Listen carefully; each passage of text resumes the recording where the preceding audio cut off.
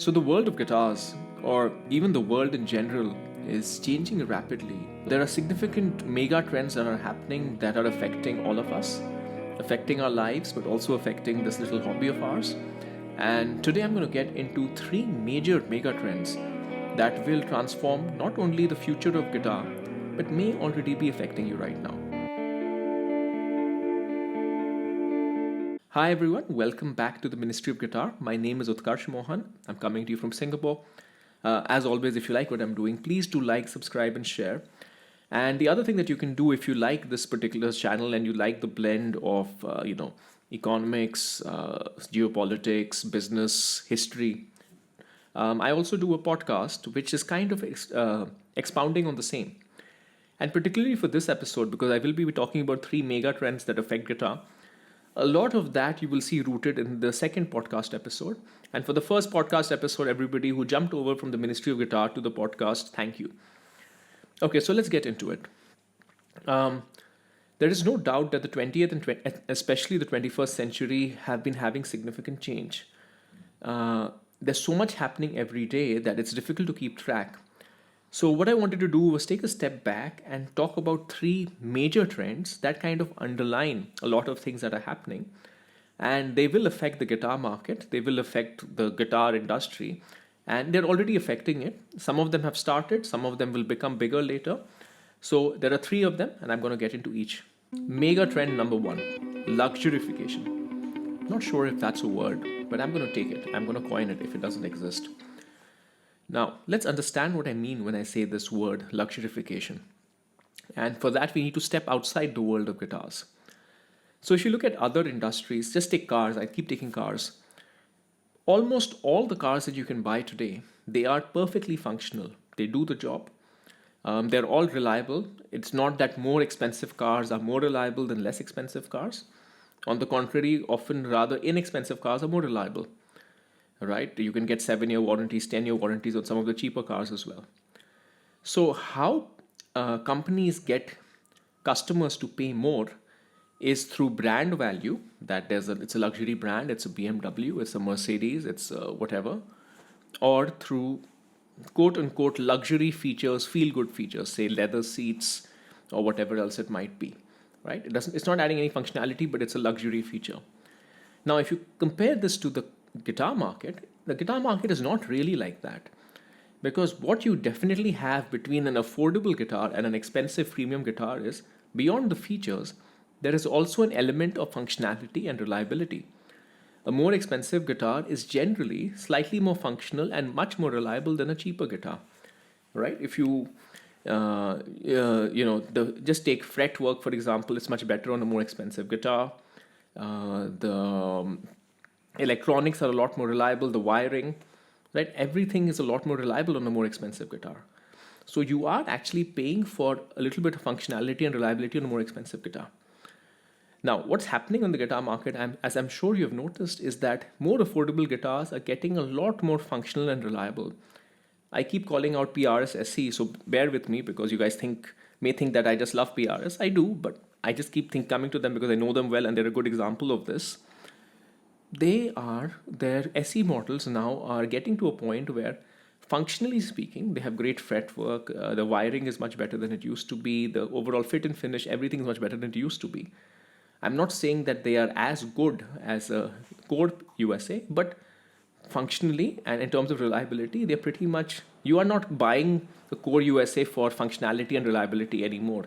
You're buying it for the luxury features, the carved maple top, the beautiful look of the maple, those last nuances in terms of how the pickups sound. So that's a kind of a luxury feature that's happening there. So 20 years ago, when you bought a more affordable guitar, you bought something like the Epiphone Les Paul, which was my first Les Paul. It was always, it was functionally worse than an expensive guitar. Now, thanks to, in part with PRS SE, and then you have a lot of other great manufacturers at good price points, Schecter, so on and so forth, ESP Ltd. Now, non-expensive guitars are functionally and reliability-wise as good as, are getting as good as more expensive guitars. And I expect this trend to continue, because what is happening is that with the advancement of automation, and more further machine technologies, and in general consumer preference. If once PRS SE starts doing this, Epiphone will have to catch up, Squire will have to catch up and do the same thing, because otherwise they'll not be competitive. So it's overall a good trend for the market. Now the bad news is what comes with luxurification: marketing, brand building. So what will happen is it's perfectly fine for you to buy a PRS SE, right? It's perfectly fine, it's perfectly functional, but your heart will want, oh, I want a core PRS as an example. Not to say they aren't great, I have so many of them, right? But it's a luxury purchase, it's a premium purchase, it's not a need, it's a very definitely a want. It's like you could perfectly well drive I was going to say Kia, but Kia has become much more expensive these days. But just go with, you could easily, very well easily drive a Kia, but you want a Porsche, right?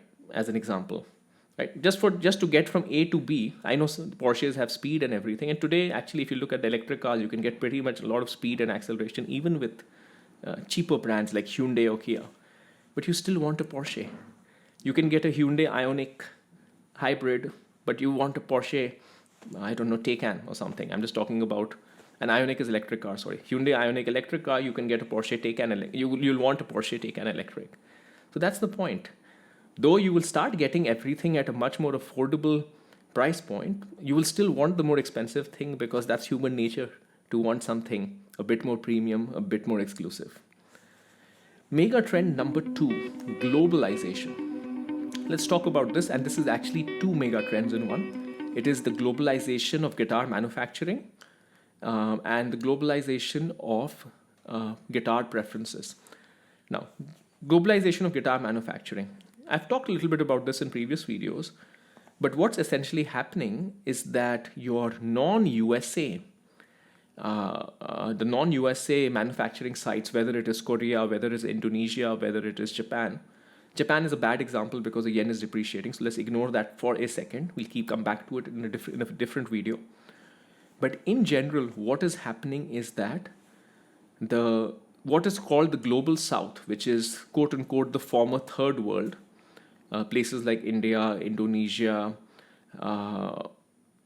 they are becoming more expensive, or let me put it this way, the purchasing power parity, which is if a McDonald's meal costs $10 in the US, but it costs $5 in India because people can only afford to pay $5. So $5 in India is like $10 in US.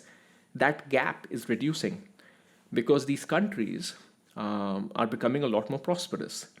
So what does that mean? If today you could get away with paying, say, a $5 an hour wage to an Indonesian worker who is manufacturing those cheaper guitars for you, tomorrow that $5 an hour wage may become $10 an hour, and it may start getting close to what the USA wage is. What happened, what a lot of folks don't realize, is that what has happened in the last 70 years, post World War II, is a couple of things. Due to the consequences of the World War and of course colonialism before that, the big part of the world, which is India, Indonesia, everything that was a former colony, a lot of Africa, they were much, much, much poorer than the rich part of the world. So the salaries and the amount of money it cost to live in these countries was much, much lower than what it cost to live in the US or in the UK or wherever else it might be. Now, what has been happening over the last 70 years is, with the rise of industrialization, with the rise of globalization, all of these places are getting more prosperous and consequently getting more expensive. I'm reminded of this, every time I go to like Bangalore or Mumbai, when I look at the real estate prices and I compare them to what they used to be, and also how they're getting so comparable to certain places in the Western world. Then I'm reminded about how this gap in wages and purchasing power parity is getting reduced constantly. So what's the consequence of this for you on the guitar market?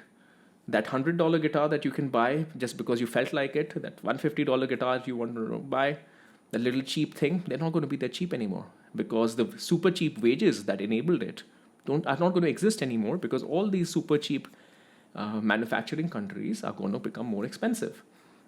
Right? So that's one thing to know. So this is a counterbalance to the first point. So remember how I told you in the first point that the affordable guitars will get a lot better.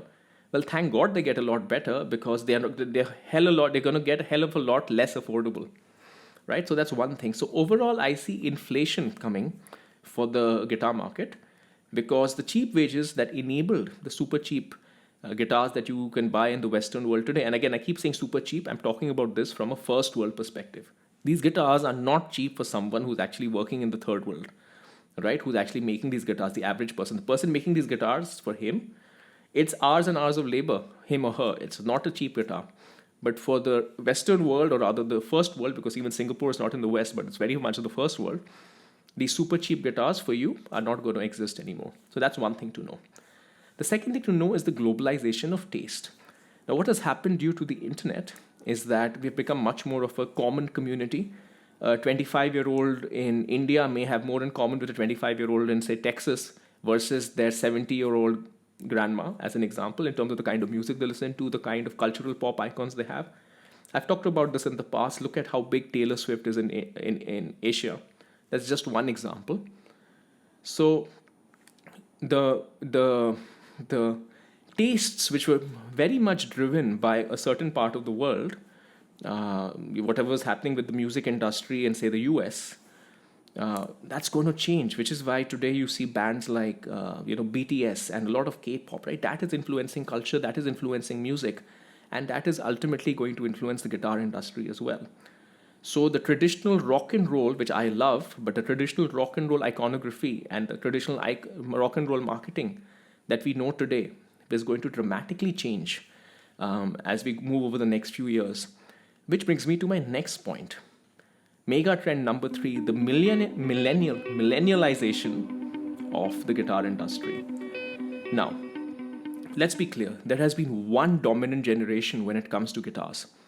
We call them the baby boomers. They've been dominant because rock and roll developed when they were young. And we've kind of followed the journey of the baby boomers. And today, baby boomers are much more economically prosperous than other generations. And they kind of drive a lot of the vintage market, a lot of the premium market, right? And a lot of the taste, what I was referring to earlier, that like the taste, the iconography of the guitar industry is the rock and roll iconography. Now, we need to be aware of the thing that will take over. I'm not forgetting Gen X, but the reason that I say that the baby boomerification, the baby boomerization of the guitar industry is going to turn into the millennialization is the two following reasons. Number one, size. Baby boomers were a massive generation. Gen X was a tiny generation. Millennials is another massive generation. Look up the numbers, you'll see it's dramatic. It goes like this. The curve goes like this in terms of births. So that's the first thing. This is from a Western world perspective, particularly American.